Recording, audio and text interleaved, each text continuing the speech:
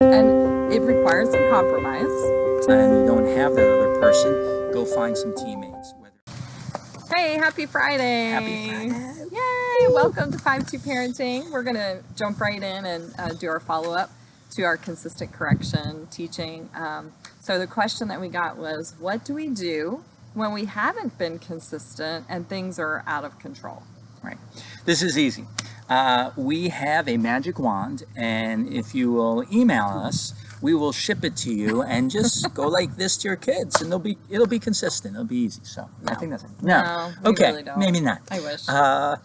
All right. When you haven't been consistent and you're feeling it, the first thing you've really got to address is the issue of, are you being consistent as parents in representing your answer to your kids? That's usually where the big issue is. Yeah, so it's the goal. You want to be looking at what is the goal that we have in this certain situation, to get to bed on time, or whatever the case would be. You can apply it to every situation. For us, we were thinking about 12 years ago when we decided that we wanted to get a dog for our kids, and it was very different in our minds when we were thinking about it. We said the same thing. Yes, that sounds like a great idea. But when Sean thought about it, he thought back to his childhood, and in his family, they didn't pay a whole lot of attention to their dogs. In my family, the dogs were like one of the children and Maybe treated better with than the extra children. special treatment. So when we got our dog and we realized these two worlds were colliding, it got a little messy at times, and we really needed to communicate and kind of have some time where we talked about the goal, what is it that we have in mind, and get on the same page. Teamwork makes the dream work. And if you're not on the same team and you don't know what the goal is, you're not going to get there. If half the football team wants to score at this end zone and the other half wants to score in that end zone, you ain't scoring. All right. And Jesus in Matthew chapter 12, verse 25 said that no house divided itself can stand.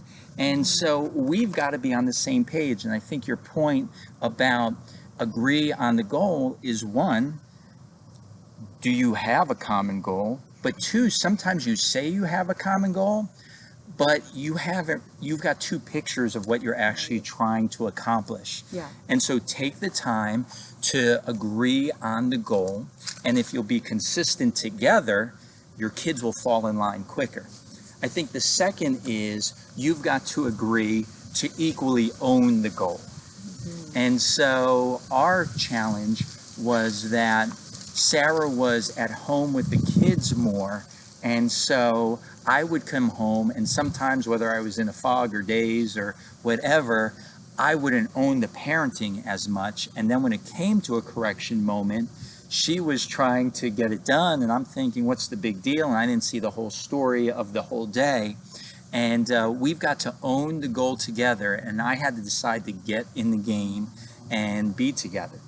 Right, and that requires us communicating with each other, really for me to catch him up to speed on what's been going on in the day. And it may not happen right then and there. We recognize, there's some craziness when dad gets home from work and kids need help with homework or whatever, and you're getting dinner. There's just a lot going on. And so that isn't always possible to do right away, but at some point you've got to sit down together and communicate what's been going on, what are the struggles, and both viewpoints, and really find some good, again, that common ground. And rule number 3, until you have that conversation, you back each other up. All the time. Don't yes. let a child not like the answer from dad and go to mom, or the opposite way. Your first question when your kid comes to you needs to be, for me, what did your mom say? First question. Yeah, and vice versa. What did dad say? Or let me go check with dad and then we'll let you know. And if dad or mom isn't home, then there's no answer until that happens. It's just the way it is. Yeah, so then we start with a doable goal. Yes.